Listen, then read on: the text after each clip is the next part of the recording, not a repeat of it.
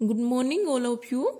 हम भूगोल की प्रकृति के बारे में अध्ययन कर रहे थे, जिसके अंतर्गत हमने दो कारकों का अध्ययन किया था। भूगोल भूतल का अध्ययन है, जिसके अंतर्गत हमने पढ़ा था कि भूगोल के भूतल के ऊपर जैसे पर्वत, पठार, मैदान, जलवायु, वनस्पति आदि जो भी कारक पाया जाता है, हम भूगोल के अंतर्गत उन सब का अध्ययन करते हैं। ये हमने भूगोल के भूतल के अध्ययन में पढ़ा था। सेकंड था भूगोल अंतर संबंधों का अध्ययन है, यानी कि भूगोल में जो भी कारक पाए जाते हैं वो एक दूसरे से संबंधित होते हैं। जैसे कि मिट्टी है, मृदा और मनुष्य का एक दूसरे से संबंध होता है, एक दूसरे को संबंधित करते हैं। जैसे कि जहां पर जो मिट्टी उपजाऊ है वहां पर अधिक जनसंख्या पाई जाएगी, तो ये एक दूसरे का अंतर संबंधी हो गया, क्योंकि एक दूसरे को प्रभावित कर रहे हैं। और इसी प्रकार जैसे कि गंगा का मैदानी क्षेत्र है, वहां पे अधिक जनसंख्या का क्या कारण है? वहां पर एक तो मिट्टी है वो उपजाऊ है, मिट्टी उपजाऊ है, और वहां पर जलवायु है वो भी अच्छी है, जलवायु, और जो जल है वो भी उपलब्ध हो जाता है। इस प्रकार जो कारक हैं ये एक दूसरे को प्रभावित कर रहे हैं, और इसीलिए वहां पर अधिक जनसंख्या निवास करती है।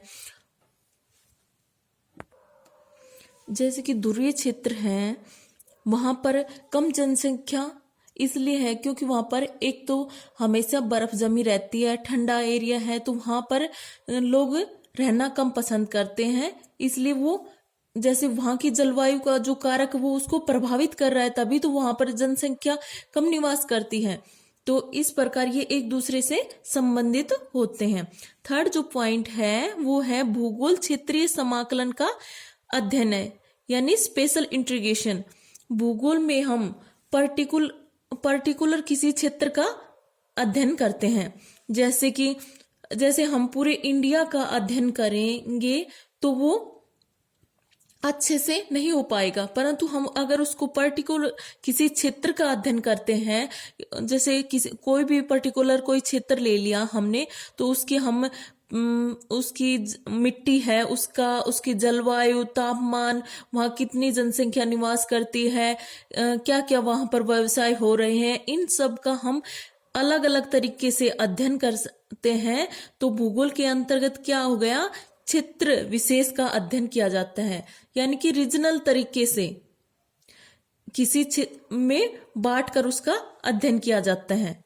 प्रादेशिक तरीके से, रीजनल है, प्रादेशिक तरीके से हम इसके किसी क्षेत्र का अध्ययन करते हैं क्षेत्रीय समाकलन के अध्ययन के अंतर्गत। फोर्थ पॉइंट है भूगोल एक अंतर विषय विज्ञान है, यानी कि भूगोल के अंतर्गत अनेक विषयों का अध्ययन किया जाता है, यानी कि इसके अंतर्गत अनेक विषय है ना, एक दूसरे से जुड़े हुए हैं। जैसे पॉलिटी है, पॉलिटी ज्योग्राफी है, ये पॉलिटिकल साइंस से जुड़ी हुई है।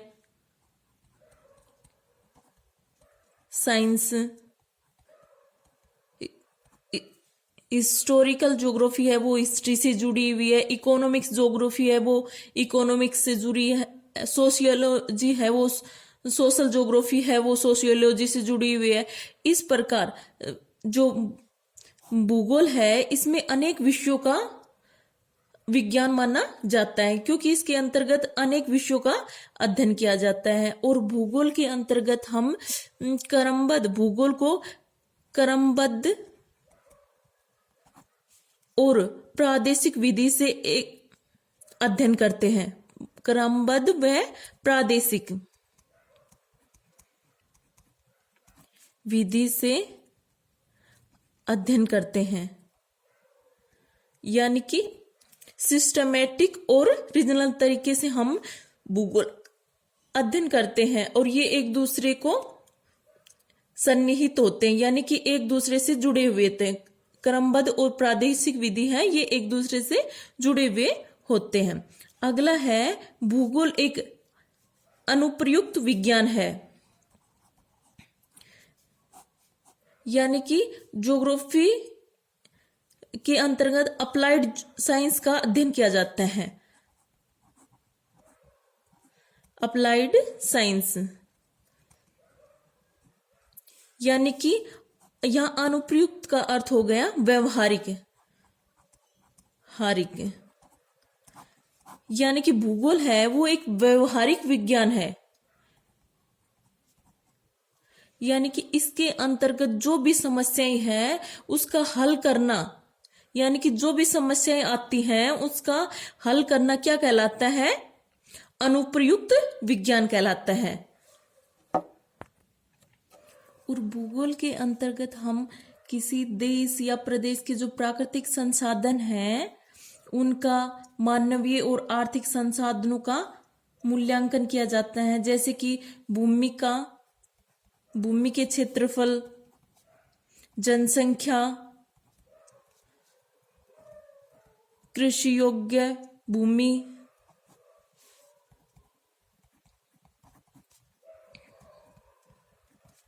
भूमि, जलवायु, वन संपदा, जल शक्ति, खनिज जो भंडार है वो आदि जो संसाधन है उनका अध्ययन किसमें?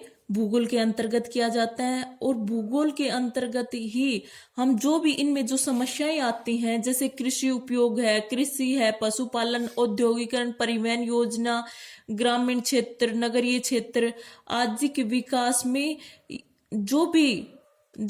यानी जो भी समस्याएं आती हैं उनका हम कैसे व्यवहारिक रूप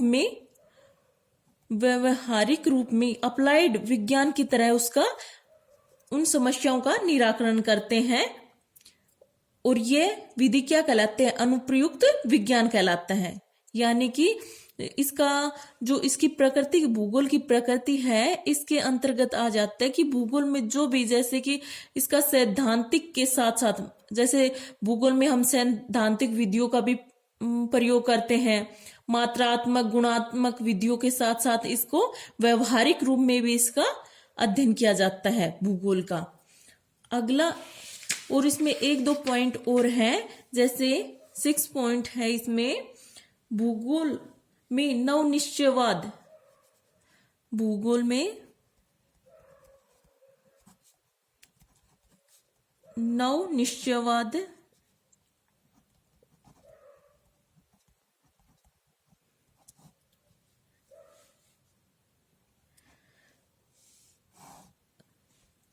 नवनिश्चयवादी विज्ञान है।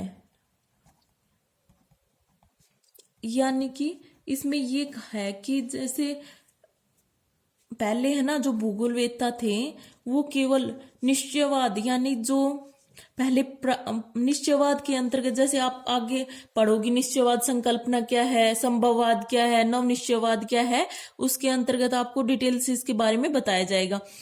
अब थोड़ा सा बता देती हूँ। जो निश्चयवाद संकल्पना है, निश्चयवाद, इसके अंतर्गत जो भूगोलवेत्ता है वो ये कहते हैं कि प्रकृति ही सर्वोपरि है, यानी कि ये प्रकृति को अधिक महत्वपूर्ण मानते हैं। इसमें ज्यादातर जो जर्मन के भूगोलवेत्ता हैं वो आते हैं, जर्मन, और इन्होंने जो प्राकृतिक वातावरण है इसको ज्यादा महत्वपूर्ण दिया है निश्चयवाद। और जो पहले ये संकल्पना है ये पहले थी, और वर्तमान में जो नवनिश्चयवादी जो संकल्पना है इसमें यह कहा गया है कि प्रकृति ही सर्वोपरि नहीं है, इसमें मानव की भी महत्वपूर्ण भूमिका रही है। यानी कि नवनिश्चयवादी संकल्पना में मानव को भी महत्वपूर्ण मानना है। यानी कि जो प्राकृतिक वातावरण के साथ साथ मानवीय छांट और मानवीय जो क्षमता है उसको भी प्रभावशाली मानना है। किसने? नवनिश्चयवादियों ने। और ये जो संकल्पना दी थी ये अमेरिकी जो भूगोलवेत्ता हैं उनके द्वारा, जो मेन आता है इसमें, जो ग्रिफ्थ टेलर, जो आगे इनके बारे में हम डिटेल से पढ़ेंगे, उनके द्वारा ये संकल्पना दी गई है। अगली जो है परिभाषा वो है मानव भूगोल।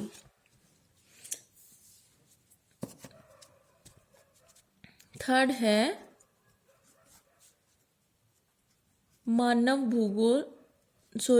भूगोल मानव पारिस्थितिकी विज्ञान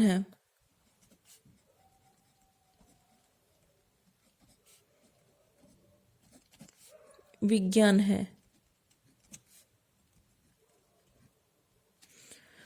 और जो ये मानव पारिस्थिति है इसका विकास है ना 20वीं शताब्दी में हुआ था। 20वीं शताब्दी। और ये जो संकल्पना आई थी ये मानव पारिस्थितिकी ये फ्रांस से आई थी। फ्रांस। इन्होंने कहा था कि मानव केवल प्राकृतिक वातावरण का दास नहीं है। मानव केवल प्राकृतिक वातावरण का दास नहीं है, वरन वह अपने वातावरण के साथ समायोजन करता है। वातावरण के साथ समायोजन करता है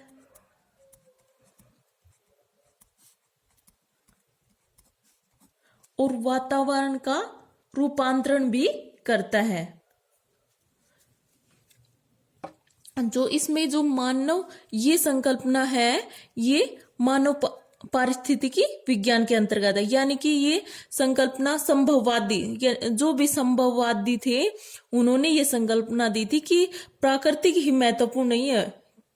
जैसे कि निश्चयवादी थे भूगोलवेत्ता, वो ये कहते हैं कि मानव से बढ़कर है प्रकृति। उन्होंने कहा था कि मानव केवल प्राकृतिक वातावरण का दास है, ये माना था निश्चयवाद ने। जो निश्चयवाद की जो संकल्पना है उसमें कहा गया है कि मानव केवल प्राकृतिक वातावरण का दास है, ये कहा गया था किसमें? निश्चयवाद में।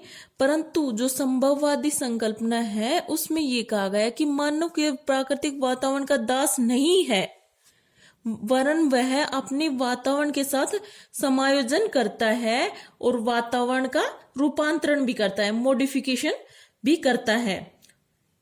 और प्रत्येक जो मानव वर्ग है वो अपनी व्यक्तिगत, सामाजिक और सांस्कृतिक जो वंशानुगति है वो या टेक्नोलॉजी है उसी के हिसाब से जो प्राकृतिक वातावरण है उसके साथ अनुकूलन स्थापित करता है। ये कौन सी जो परिभाषा के अंतर्गत आया है? मानव पारिस्थितिकी विज्ञान के अंतर्गत आता है। और अगली परिभाषा है 8वीं, भूगोल वितरणों का विज्ञान है। भूगोल वितरणों का विज्ञान है।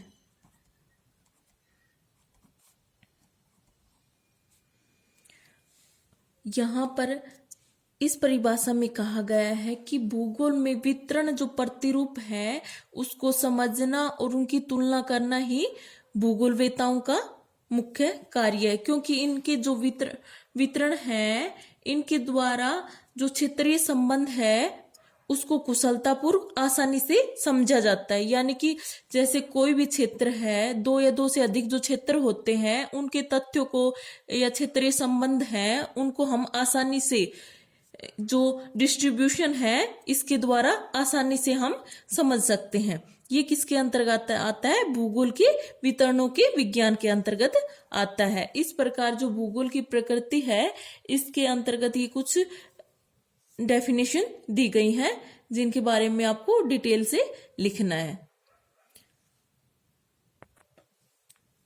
और आगे का अध्ययन हम नेक्स्ट वीडियो में करेंगे। Thank you. और आपको हैप्पी क्रिसमस इन एडवांस।